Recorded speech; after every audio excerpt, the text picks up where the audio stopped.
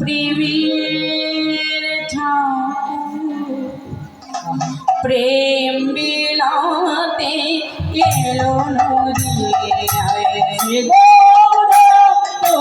প্রেমের ঠাকুর প্রেম বিলাতে এলো নদিয়া শ্রী গৌরাঙ্গ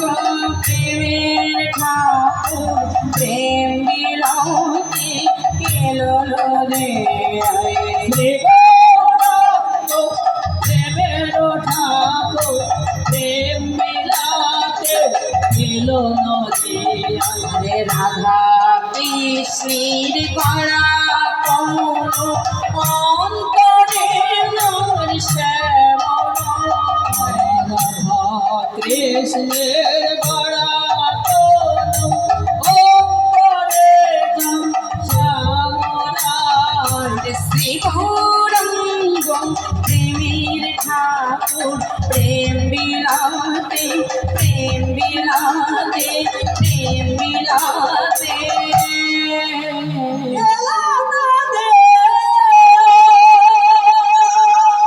যোগী মুনি ঋষি গন্ধর্ব কিন্নরাদি শত শত বৎসর ধরে সাধনা করে ধ্যান করে ভজনা করে যেন প্রিঞ্চি বাঞ্ছিত ধন ভবে আরাধ্য সচ্চিদানন্দ বিগ্রহ অনাদির আদি শ্রী গোবিন্দ যিনি আমার বৃন্দাবন চন্দ্র নন্দের গোপীচিত মদন মোহন মা যশোদার নয়নের মণি ব্রজকুলের আধার কংস বংশ ধ্বংসকারী পুতনা মুখ্যমকারী কালীয় নাগ দমনকারী সেই ব্রজের হরি ব্রজ সিংহাসনকে পরিত্যাগ করে আমাদের মতো অধম পতিত পাপাচারী কামাচারী কামানন্দ জ্ঞানন্দ কৃষ্ণ ভুলে যাও বহির্মুখী জীবকে কৃষ্ণ নাম দ্বারা তাড়ানোর লাগি মাথায় নামের ডালি বুকে প্রেমের বন্যা বদনে অনর্পিতম চরিং চিরাত মধুমা হরি নাম সচী মায়ের ভাঙা ঘরে রাই রামানন্দের হাতে ধরা পড়ে নবদ্বীপের গগনপটে গৌরূপী চন্দ্র হয়ে হরি বল হরি বল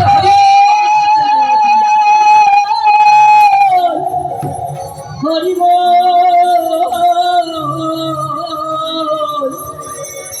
হরি হরে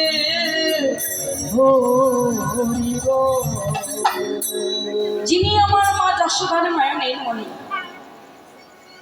ব্রজকুলের আধা কংস বংশ ধ্বংসকারী পুতনা মক্ষমকারী সেই ব্রজের হরি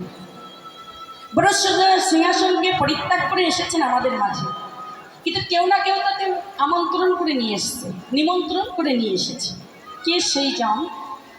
রাধে এটা জানতে হলে আমাদের একটু গৌর তত্ত্বকে আস্বাদন করতে হবে দেখুন এই যে হরিবাসরে আমি এসে উপনীত হয়েছি আপনাদের মতো সাধুগুরু বৈষ্ণবের চরণ সঙ্গ আহা আপনাদের চরণ ধুলি আশ্রয় করতে পারছি ভক্ত সঙ্গ করতে পারছি কেননা এই কমিটি দাদা ভাইয়েরা আমাকে আমন্ত্রণ করেছেন বলে আপনাদের মতো সাধুগুরু বৈষ্ণবের সঙ্গ পাইয়ে দেওয়ার জন্য রাধে রাধে এই কমিটির দাদা ভাইদের চরণে শত কোটি কোটি কোটি ধন্যবাদ প্রণতি জ্ঞাপন করছে জয় জয় শ্রী গুরু নিতাই হরিবল হরিবল হরিবল কারণ তারা আমার মতো অধমকে ডেকেছিলেন বলে এই অদ্বৈ সন্ধ্যায় এই শ্রী হরিবসনে আপনাদের মতো সাধুগুরু বৈষ্ণবের চরণ সঙ্গ আমার হচ্ছে রাধে রাধে রাধে রাধে তো আমি তাদের চরণে আবারও প্রণতি জ্ঞাপন করি সেই কথাটা ফিরে যাব যেখানে আমার ভগবানকে ডেকে ডেকে এনেছিল যিনি ব্রজের ব্রজেন্দ্র নন্দন কৃষ্ণ দ্বারকাধীশ মহারাজা কৃষ্ণ দ্বারকার মহারাজা তিনি কেন কাঙালির ভগবান দীনতার প্রতিমূর্তি হয়ে আসবেন আমাদের মাঝে তাকে যিনি যে সেদে ডেকে ডেকে এনেছিলেন তিনি অন্য আর কেউ নন তিনি হলেন ভোলেনাথ আর তারই অংশ অদ্বৈত আচার্য এই অদ্বৈত আচার্যের ডাকে পতিত পাবনী গৌর সুন্দর হয়ে এসেছিলেন আমার ভগবান আচ্ছা মা এই অদ্বৈত আচার্যকে কে অনুপ্রেরণা দিয়েছিল যে তো তুমি গৌর সুন্দর অর্থাৎ আমার অনাদি রাধে গোবিন্দকে গৌর রূপে ডেকে ডেকে নিয়ে আসো তাকে যিনি অনুপ্রেরণা দিয়েছিলেন তিনি অন্য আর কেউ নন তিনি হলেন আমার এই গৌর সুন্দরেরই আহা হা হা অদ্বৈত আচার্যেরই গুরুদেব মাধবেন্দ্র পুরীপাল কোন দিন অনুপ্রেরণা দিয়েছিলেন এটা জানতে হলে আমাদের একটু ভাগবতে যেতে হবে এই মাধবেন্দ্র পুরীপাল যেদিন সন্ন্যাস ধর্ম গ্রহণ করবেন বলে মনে স্থির করেছেন কিন্তু মা সংসারে একটাই বাধা তার সত্যজাত একজন শিশু আছে ঘরে, সদ্য সদ্য সহধর্মিনী অর্থাৎ স্ত্রী বিয়োগ হয়েছে, সহধর্মিনী মারা গেছে,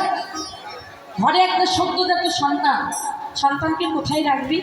কি করবি, মন স্থির করতে পারছেন না। ভাগবত আস্বাদন করলেন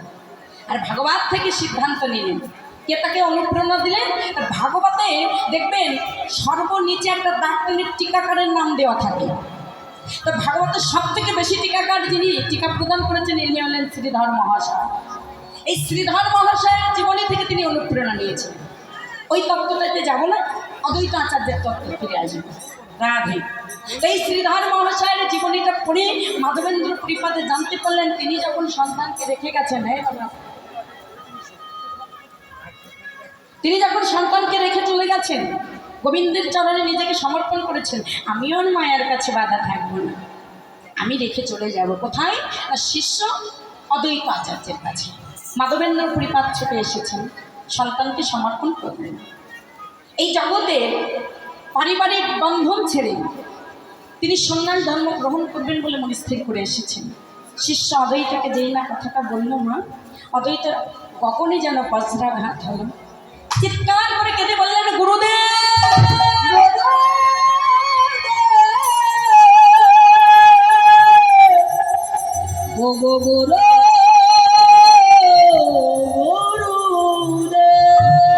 গুরুদেব,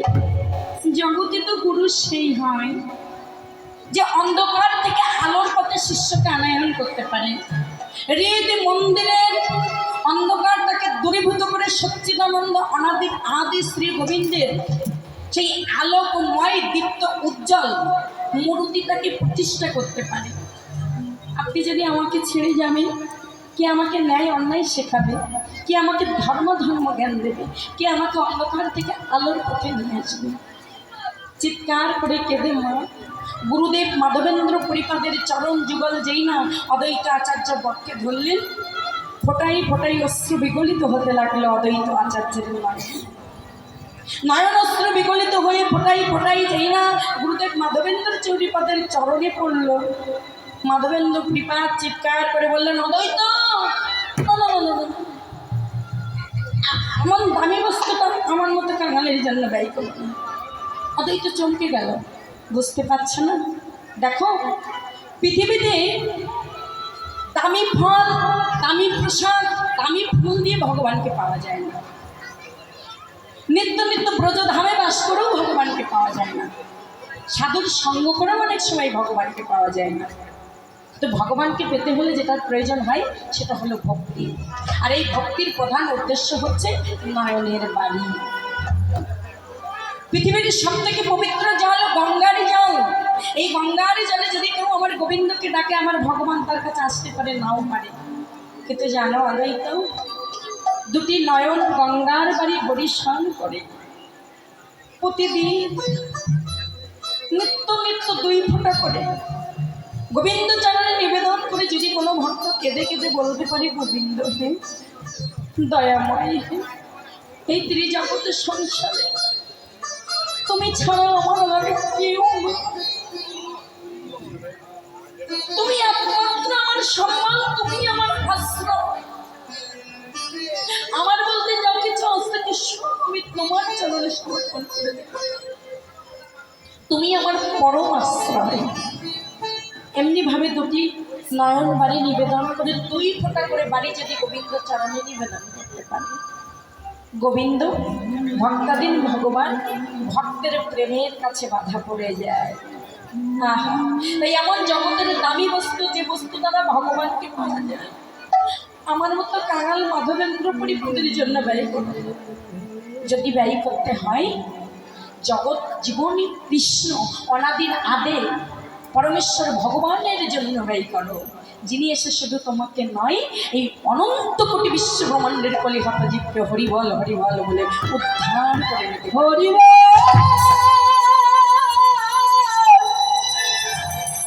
হরিবল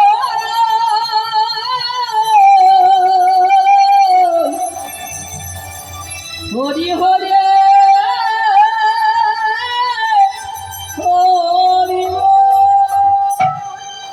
যেই না গুরুদেব মাধবেন্দ্র ত্রিপাদ এই কথাটা বললেন, ওমা পরের দিন প্রাতঃকাল ব্রহ্ম মুহূর্তে